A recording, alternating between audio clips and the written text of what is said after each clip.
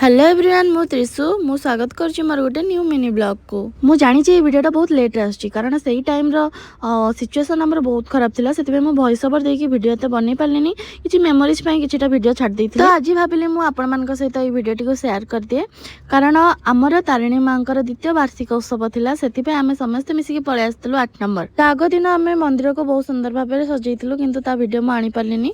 आ एठी देखि पारथबे यूभी आ कैल्सी केमती खेलुचंदी सानी एठी चाह पिउची आ एठी समस्त बसिकी गपसप करथले। एई वर्ष हमको सौभाग्य मिलिथला कि मंदिर पूजा बसिया पई तो आमे रेडी हो जाइथिलु कारण संध्या हो जाउथला अंकुररोपण स्टार्ट हबार थिला। ए सुंदर साइडटा मते लिली मामा गिफ्ट करथले आ एटा मु पिंदी के रेडी हो जाइथली जेहेतु हम स्वामी को पिंदी आसेनी तांको साड़ी तांको हेल्प करूथले।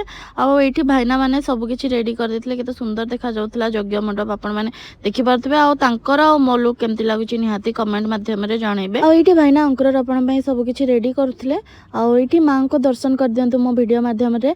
आ जेहेतु आमे करता और करते हेतिलु सेति पे मां को पाक को जिबा पे हमर सौभाग्य मिलिथिला आ एठी हमर पूजा स्टार्ट हे जाई। फर्स्ट टाइम आमे दुई जण करता और करते हेतिलु सब वर्ष बाबा मामा होंती ए वर्ष बाबा को देह खराब और मामा को भी देह खराब सेति पे आमे दुई जण करता करते हेतिलु। तो सब बेले इच्छा होय पूजा रे बसिया पे तो मु भारी खुशी थिली पूजा रे बसिकी आ एठी हमर अंकुररोपण पूजा समाप्त हे जाई छि। आ एठी मेघो आसीतिला आ मेघो चिता पके दोतला आ मु ताकू कहउतली कि एटा होची आर्ट एटा होची आर्टिस्ट आ से भी हसुतला आ बहुत सुंदर चिता पके देतला। तो नेक्स्ट पार्ट रे मु कलश यात्रा और महायज्ञ केमती हेतिला आ के समस्त आस्तले आ से सब रो किछि क्लिप रखिछि मु निहाती भाबरे आपण मान सहित शेयर करबी।